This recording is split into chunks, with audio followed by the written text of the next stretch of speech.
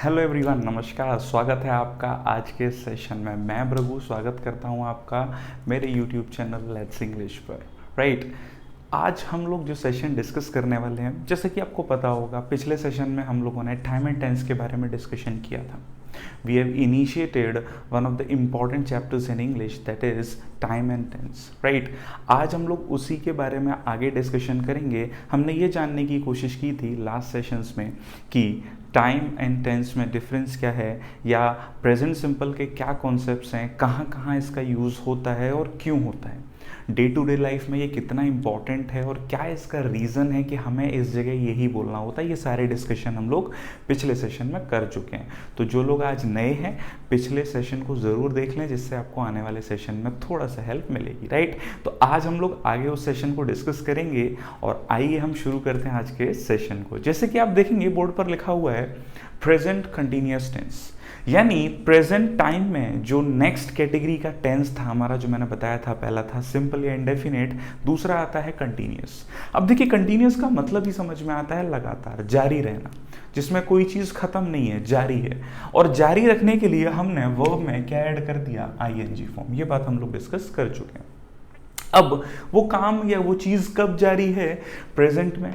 तो प्रेजेंट का फॉर्म बताने के लिए हमने क्या यूज कर लिया, इज एम आर। तो इसीलिए फॉर्म ऑफ वर्ब जो आपकी प्रेजेंट कंटिन्यूअस में होती है वो क्या होती है, इज एम आर या आईएनजी। राइट, अब किसी भी कार्य में निरंतरता बतानी है, जैसे मैंने बोला मैं आपको पढ़ा रहा हूं, तो काम जारी है, तो मैं क्या बोलूंगा, आई एम टीचिंग यू। आप मुझे सुन रहे हैं, you are listening to me. तो काम में निरंतरता जारी रहना, राइट, कंटिन्यूएशन इन वर्क। तो हम अगर कंटिन्यूएशन इन वर्क बता रहे हैं तो हम कंटिन्यूअस टेंस बोलेंगे, और कहाँ कंटिन्यूएशन बता रहे हैं, हम प्रेजेंट में। तो इसीलिए कौन सा टेंस हो जाता है, प्रेजेंट कंटिन्यूअस। अब देखिए, जब हम कंटिन्यूअस वर्ड सुनते हैं तो हमें एक आदत सी हो रखी है कि हम हर किसी चीज़ में आईएनजी लगाकर ये मानते हैं कि वो कंटिन्यूअस हो जाएगी, और हम हमारे अनुसार उसे बोल देते हैं। मैं आपके सामने यहाँ इस तरफ एक छोटा सा एग्जाम्पल लिखना चाहूँगा। राइट, मैंने बोला आई हैव अ पेन, ध्यान दीजिएगा सब लोग। और दूसरा एग्जाम्पल मैंने लिखा, I am having a pen. Right, सब लोग ज़रा ध्यान दें। At the corner of the board you will find these two sentences. Right, पहला sentence I have a pen, दूसरा sentence I am having a pen. मेरा क्वेश्चन आपसे, इन दोनों सेंटेंस में डिफरेंस क्या है, या मैं आपसे कहूं इन दोनों में सही कौन सा है, और यदि दोनों सही है तो दोनों के मीनिंग क्या है।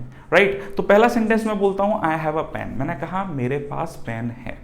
अब मैंने कहा मेरे पास पेन है, मतलब पेन का मुझ पर अधिकार है, मैंने पेन ले लिया है, मेरे पास पेन है, पोजेशन ले लिया है उसका। राइट, तो मैंने क्या बोला, I have a pen. Right, अब बात आती है I am having a pen, इसका मतलब क्या होगा।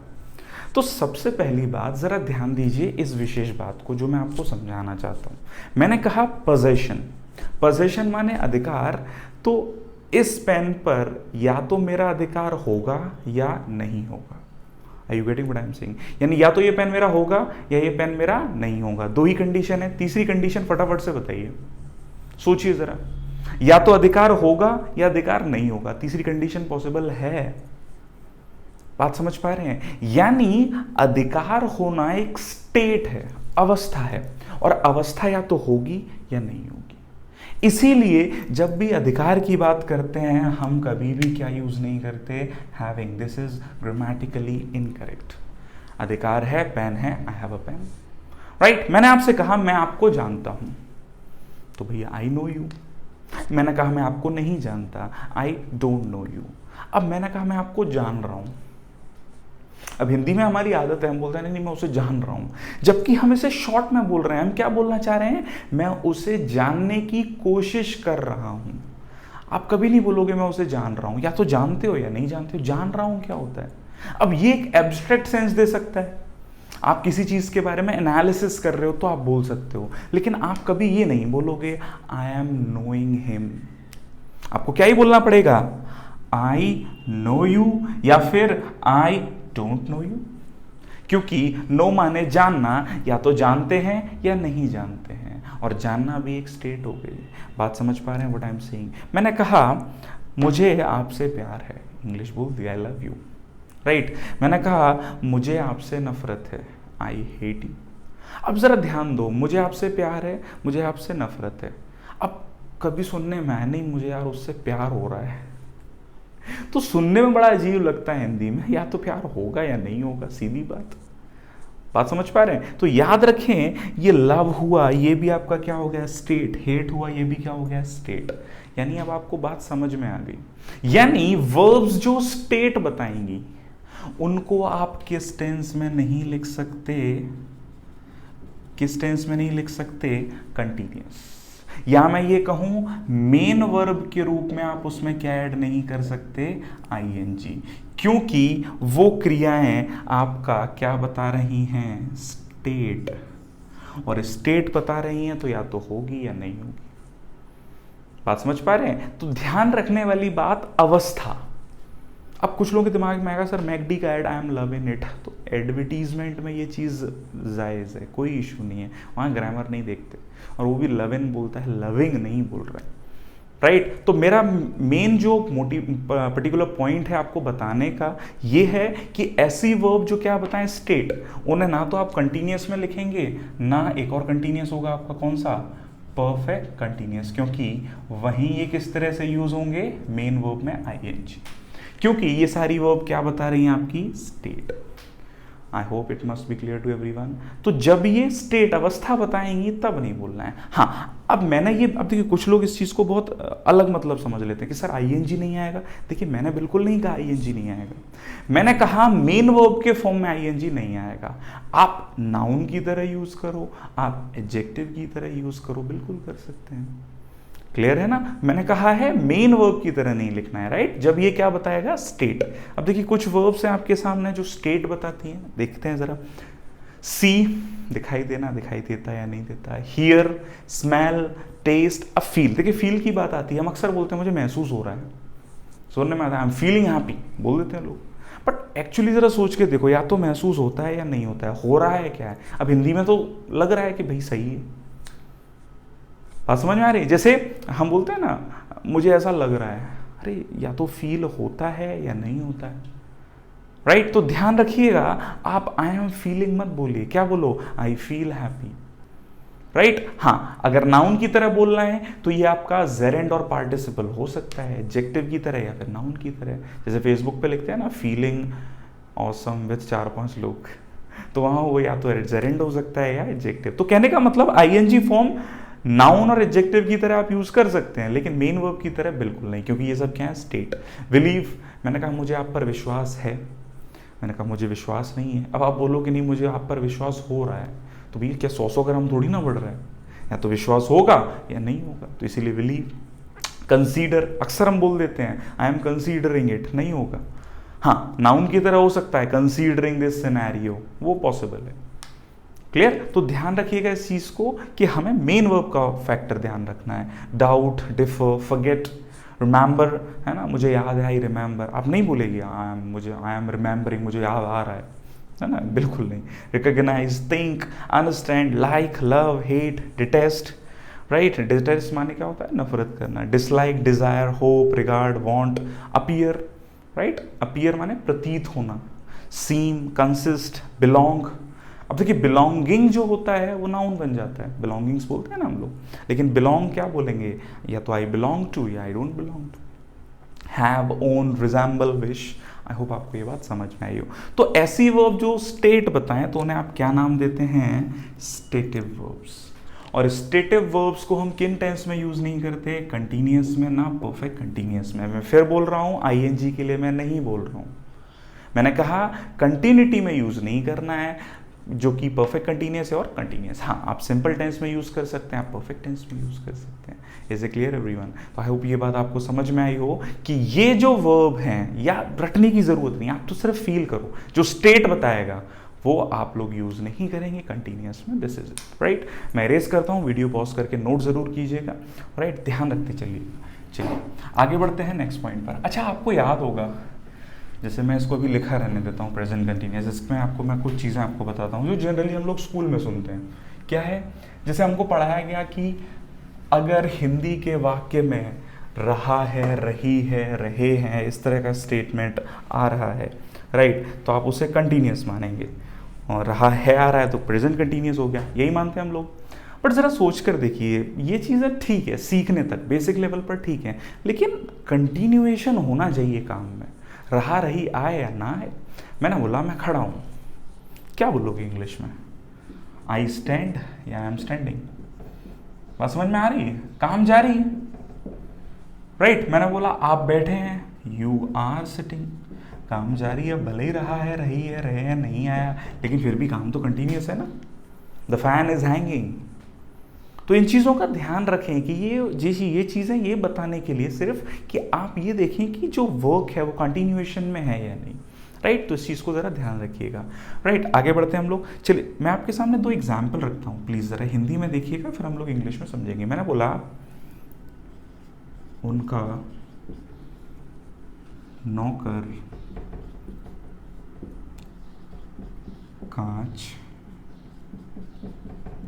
तोड़ता है, राइट, एन एग्जाम्पल। दूसरा मैंने हिंदी में लिखा, उनका नौकर कांच तोड़ता ही रहता है, right. There are 2 sentences in Hindi. अभी कुछ नहीं करना है, अभी सिर्फ हिंदी में इन सेंटेंसेस में आपको डिफरेंस बताना है। मैंने कहा पहला सेंटेंस, उनका नौकर कांच तोड़ता है। अच्छा, इस उनका नौकर कांच तोड़ता है, क्या उसने एक बार कांच तोड़ा या उसकी हैबिट है?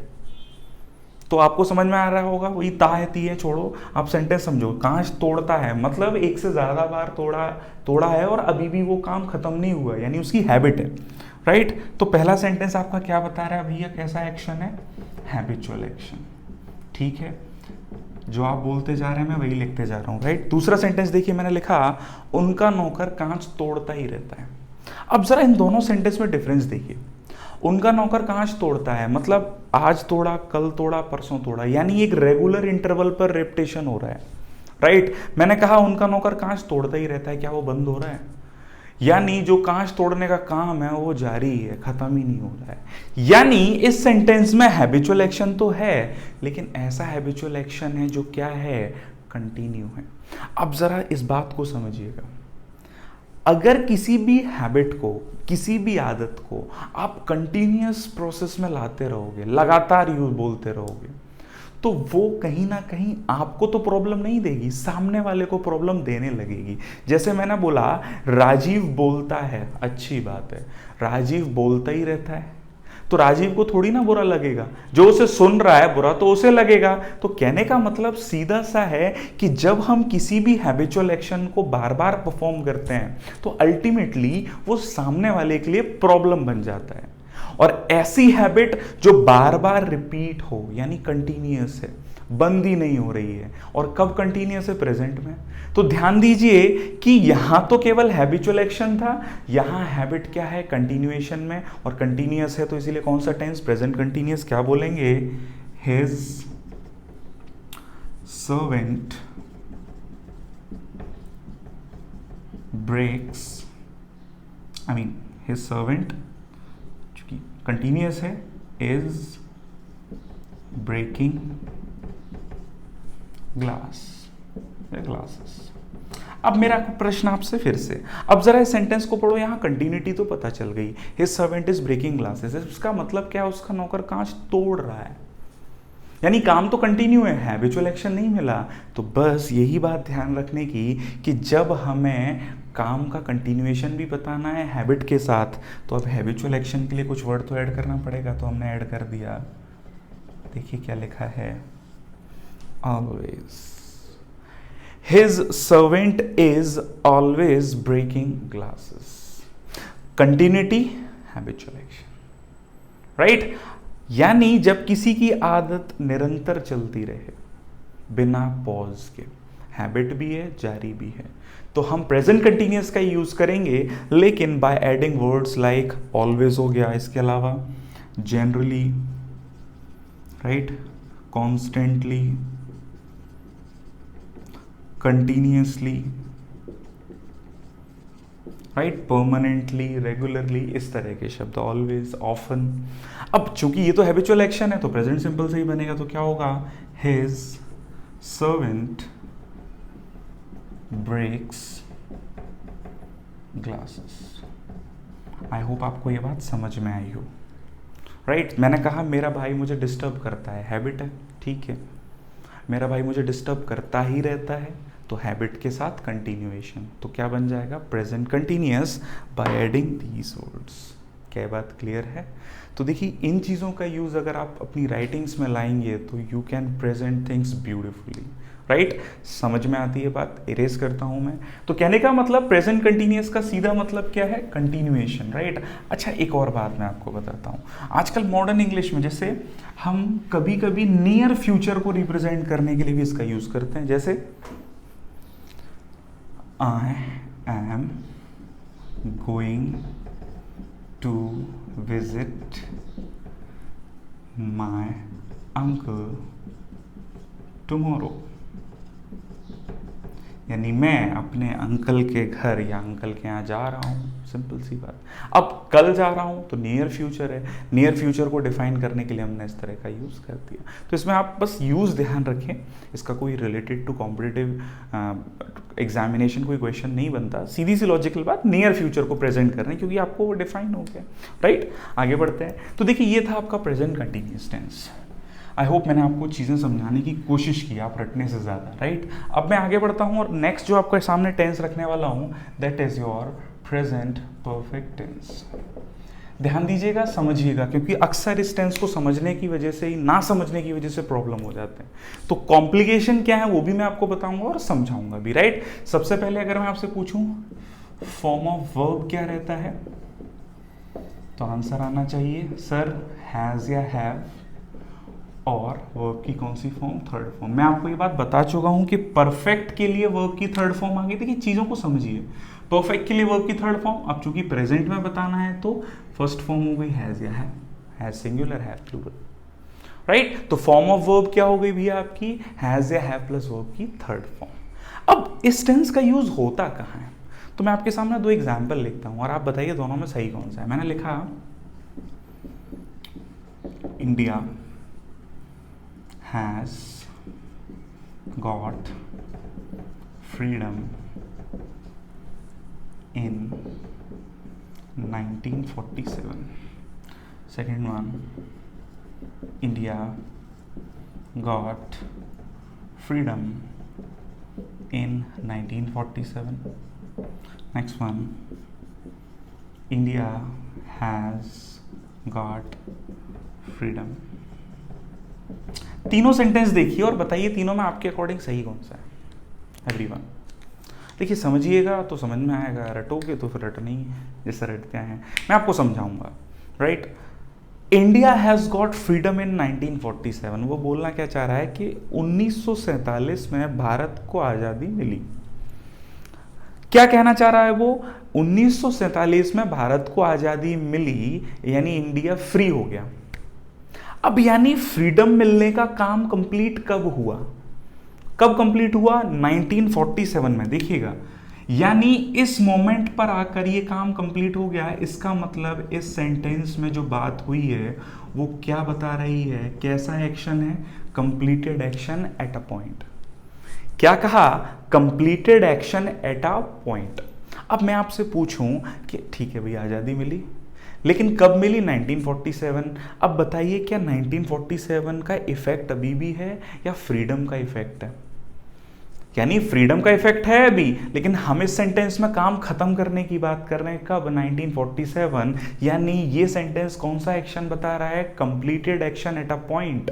और जब कंप्लीटेड एक्शन पास्ट के किसी पॉइंट पर हुआ तो आप भैया कौन सा टेंस यूज करोगे, पास्ट सिंपल, क्योंकि कंप्लीटेड एक्शन है।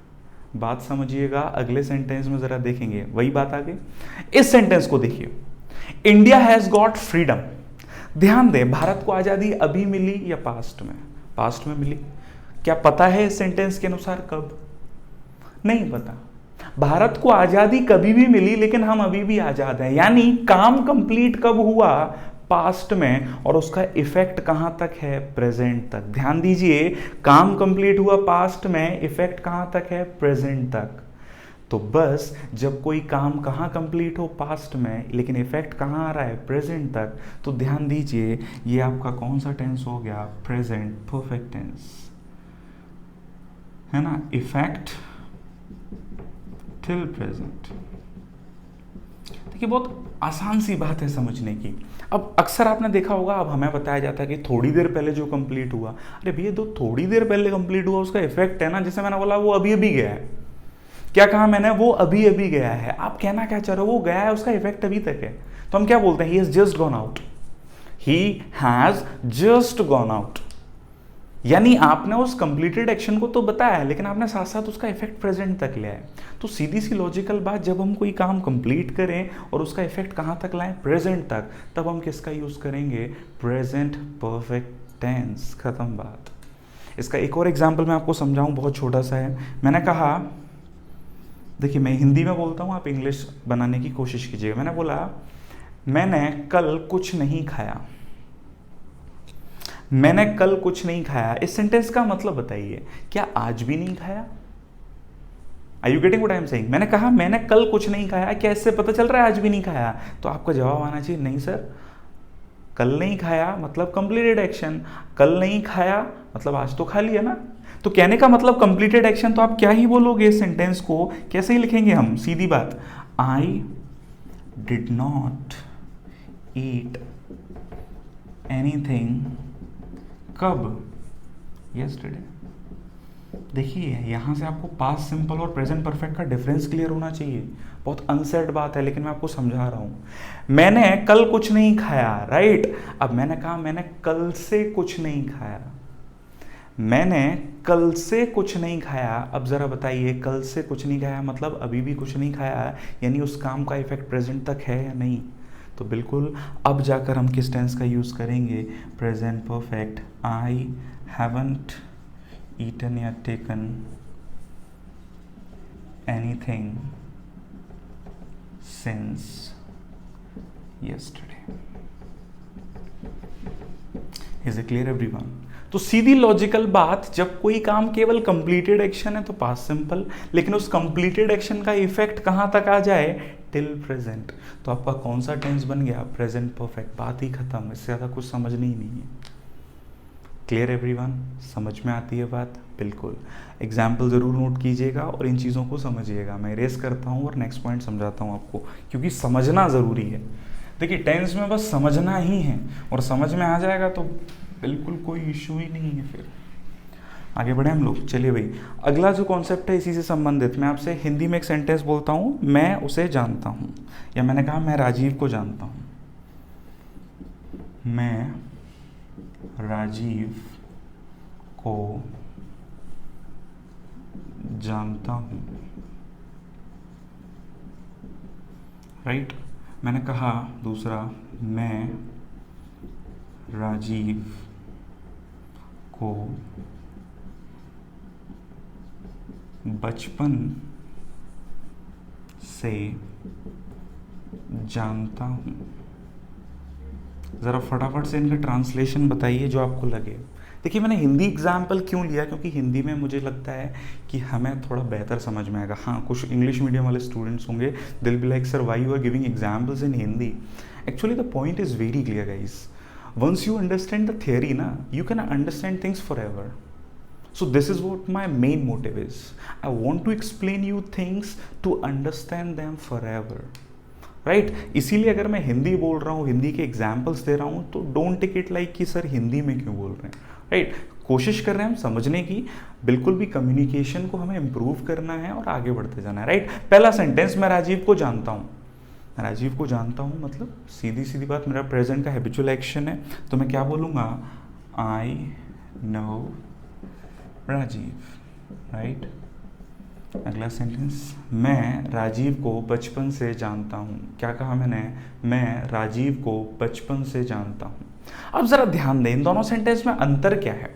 जानता तो ये भी है, लेकिन यहाँ उसने बता दिया कब से जानता है, क्योंकि यहाँ पर क्या आ गया, बचपन से, यानी एक ऐसा शब्द जो क्या बता रहा है, टाइम। अब देखिए ये जो टाइम वाला शब्द है, इसकी वजह से हमें पता चल गया कि कोई काम कब शुरू हुआ, पास्ट में, इफेक्ट कहाँ तक, प्रेजेंट तक। बात समझ आ रही है? और आसानी से आपके लिए बना देता हूँ मैं, ज़रा बताएं ये कौन सा टेंस है? Present simple. कौन सा टेंस? Present simple. मैंने इसमें क्या ऐड किया? टाइम। टाइम भी कैसा? कंटिन्यूएशन। कहाँ तक? प्रेजेंट तक। यानी प्रेजेंट सिंपल में period of continuation till present. ध्यान दीजिए, बहुत ही छोटी सी बात मैंने आपके सामने रख दी लाके, और इसकी वजह से अब आप इसको चीज को ध्यान रख पाएंगे। क्या लिख दिया? प्रेजेंट सिंपल में अगर period of continuation till present आ जाए तो बात क्या है कि वो काम पास्ट में शुरू हुआ, इफेक्ट कहाँ तक है? प्रेजेंट तक। इसीलिए कौन सा टेंस? Present perfect. तो इसका ट्रांसलेशन क्या होगा दोस्तों? बिल्कुल, I have known Rajiv since childhood. देखिए, मैं आपको सिर्फ कॉन्सेप्ट समझा रहा हूँ, और इस कॉन्सेप्ट को समझोगे तो अच्छा है। क्लियर है ये चीज़? अब देखिए, और आसान से मैं आपको एक बात बता दूं, आपको याद होगा थोड़ी देर पहले हमने एक वर्ड देखा था, क्या था? Stative verb. अब देखिए, अवस्था कंटिन्यू पास्ट में शुरू हो सकती है, प्रेजेंट तक आ सकती है ना, बिल्कुल संभव है। अब उसके लिए हम कंटिन्यूस तो नहीं बोल सकते, तो सामान्यतः परफेक्ट टेंस का यूज करते हैं जब हमें अवस्था के बारे में टाइम ऐड करके बताना है। तो आपने अभी याद होगा हमने लिखा ही था नो, जानना, राइट? तो ये बहुत छोटी सी थ्योरी है, बहुत छोटा सा जवाब मैंने आपको दे दिया कि प्रेजेंट सिंपल में पीरियड ऑफ कंटिन्यूएशन आ जाए टिल प्रेजेंट, आपका कौन सा टेंस हो गया? Present perfect tense. खत्म बात, ज़्यादा कुछ सोचनी नहीं है, राइट? मैं रेज करता हूँ, और इस बात को ध्यान ज़रूर रखिएगा। बहुत बारीकी से चीज़ें समझेंगे हम लोग, और यही इम्पॉर्टेंट है हमारे लिए। इसके अलावा हमें और क्या लेकर चल रहे हैं, राइट? अच्छा, अभी थोड़ी देर पहले स्टेटिव वर्ब का डिस्कशन कर लेते हैं हम लोग। तो मैंने आपको बोला था, वहाँ एक सेंटेंस आया था कि सर हैविंग एक स्टेट है तो हैविंग तो नहीं होगा, हैव एक स्टेट है तो हैविंग तो नहीं होगा। अच्छा, स्टेट के अलावा हैव का कोई और मीनिंग हो सकता है? जैसे मैंने बोला, एक सेंटेंस मैंने लिखा, I take my lunch at 12 PM। Black mark use करता हूँ।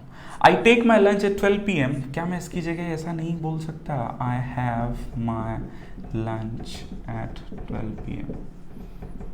हाँ या ना? हम अक्सर ऐसे बोलते हैं, take a bath, have a bath. यानी इंग्लिश में टेक के सेंस में किसका यूज भी हो रहा है? हैव का। Are you getting it? तो अगर मैं कहूँ मैं अपना खाना खा रहा हूँ या खाना ले रहा हूँ, I am taking my lunch. अगर मैं बोल दूँ आई एम हैविंग माई लंच, तो क्या ये गलत होगा? जवाब दीजिए। सर, अभी थोड़ी देर पहले आपने हैविंग गलत बताया था, लेकिन वहाँ क्लियर कर दिया था हैव एक अवस्था थी, हाँ या ना? यहाँ हैव का मतलब क्या हो गया? टेक, और टेक कोई अवस्था नहीं है, और अवस्था नहीं है तो इसीलिए यहाँ हैविंग सही है। Is it clear everyone? यानी इंग्लिश में देखिए, हैव का एक मीनिंग टेक भी होता है, एक मीनिंग एक्सपीरियंस भी होता है, और भी मीनिंग्स होते हैं, बिल्कुल मैं आपको बताऊंगा जब हम मॉडल्स पढ़ेंगे। तो अभी के लिए सिर्फ इतना ध्यान रखें, राइट? हाँ, अब देखिए यहाँ से प्रेजेंट परफेक्ट का एक एग्जाम्पल बन जाता है। मैंने बोला I have taken my lunch. I have taken my lunch. कुछ लोग बोलते हैं कि सर कभी कभी सर हैव और हैड एक साथ आ जाते हैं। अब शायद आंसर मिल गया, हैव इक्वल्स टू टेक, तो हैव, टेक की थर्ड फॉर्म टेकन, तो हैव की थर्ड फॉर्म हैड। तो देखिएगा, you got your answer, I have had my lunch. सीधा सा जवाब। तो हैव और हैड आ सकते हैं जब हैव, टेक, एक्सपीरियंस का जनरल मीनिंग देता है, राइट? तो देखिए, ये प्रेजेंट परफेक्ट टेंस था जो मैंने आपको समझाने की कोशिश की। नेक्स्ट जो हमारा टेंस आता है, बिल्कुल आप लोग गेस सही किए हैं, present perfect continuous tense. I hope आपको ये सेशन समझ में आ रहा हो। देखिए, समझ में आएगा उतना ही अच्छा है। मैंने यहाँ ऐड कर दिया कंटिन्यूअस, और अब आप देखेंगे ये क्या बन गया? Present perfect continuous. तो देखिए बहुत सी चीज़ें वापस अगर आपको ध्यान देना हो तो आप समझ पाएंगे कि ये बना कैसे। तो मैंने आपको बताया था कंटिन्यूएशन के लिए हम क्या ऐड करते हैं, आईएनजी। परफेक्ट के लिए क्या यूज़ करते हैं, देखिए तो बीन आ गया। और प्रेजेंट के लिए क्या हो जाता है, हैज़ या हैव, राइट। तो देखिए सारी चीज़ें समझने वाली हैं, रटने वाली कुछ है ही नहीं। तो हैज़ या हैव के साथ बीन और आईएनजी कहाँ यूज़ होगा, तो देखिए present simple, present perfect tense बताया था अभी क्या था। देखिए मैं आपको एक एग्जांपल लेकर ही बता देता हूँ फिर से। मैंने बोला मिस्टर दास इज टीचिंग अस, ठीक है, छोटा सा एग्जांपल है, mister Das is teaching us this lesson, या कोई भी एग्जांपल। मैंने पूछा काम जारी है, चलिए भैया कौन सा टेंस हो गया, प्रेजेंट कंटिन्यूअस। ध्यान दीजिएगा कॉन्सेप्ट पर जो मैं समझा रहा हूँ, कॉन्सेप्ट है और कुछ नहीं है। मैंने बोला mister Das is teaching us, मैंने कहा mister Das is teaching us since 2010। Mister Das हमें 2010 से पढ़ा रहे हैं। जवाब मिल गया, बिल्कुल। तो प्रेजेंट कंटिन्यूअस में जब क्या आ जाए, period of time till present, यानी ड्यूरेशन जो कहां तक आ जाए, प्रेजेंट तक, राइट। या मैं कहूं कि प्रेजेंट कंटिन्यूअस में टाइम ऑफ कंटिन्यूएशन आ जाए प्रेजेंट तक का, टाइम ऑफ कंटिन्यूएशन है ना, पीरियड ऑफ टाइम या फिर टाइम ऑफ कंटिन्यूएशन, लेकिन कहां तक, प्रेजेंट तक। तो भैया कौन सा टेंस बन जाएगा, present perfect tense, present perfect continuous tense. कौन सा टेंस बन जाएगा, प्रेजेंट परफेक्ट कंटिन्यूअस। तो इसका देखिए जवाब क्या होगा, mister Das has been teaching us since 2010, यानी 2010। कुछ नहीं है, समझने वाली बात। प्रेजेंट सिंपल में टाइम ऑफ ड्यूरेशन आए, टाइम ऑफ कंटिन्यूएशन आए, प्रेजेंट परफेक्ट। प्रेजेंट कंटिन्यूअस में टाइम ऑफ कंटिन्यूएशन आए तो भैया क्या बन गया, प्रेजेंट परफेक्ट कंटिन्यूअस। अब देखिए स्टेटिव वर्ब के लिए वो, बाकी सारी वर्ब के लिए, हाँ वो नॉर्मल वर्ब्स के लिए भी हो सकता है, वहाँ उसका मीनिंग हो जाएगा। जैसे बोलते हैं ना हम लोग, वो यहाँ रह चुका है, he has lived here। तो कहने का मतलब सीधी बात कि हमें बस कॉन्सेप्ट पर ध्यान देना है, राइट। तो आज हमने प्रेजेंट कंटिन्यूअस के बारे में डिस्कशन किया, प्रेजेंट परफेक्ट के बारे में, प्रेजेंट परफेक्ट कंटिन्यूअस के बारे में। आई होप आपको ये बात समझ आई हो, राइट। आज के सेशन को हम यहीं विराम देंगे और मैं वेट करूँगा आपकी क्वेरीज़ के लिए, क्योंकि मुझे पता है क्वेरीज़ आनी चाहिए और आई एम क्यूरियसली वेटिंग कि आपकी क्वेरीज़ हैं और उनका मैं जवाब दूँ। तो जो भी आपकी क्वेरीज़ हैं कमेंट सेक्शन में ज़रूर बताइए और इस सेशन को एक बार दोबारा देखिएगा, आपको बहुत सी नई चीज़ें सीखने मिलेंगी रटने की अपेक्षा, राइट। अगर सेशन पसंद आया हो तो शेयर ज़रूर कीजिएगा। Thank you very much for watching this video.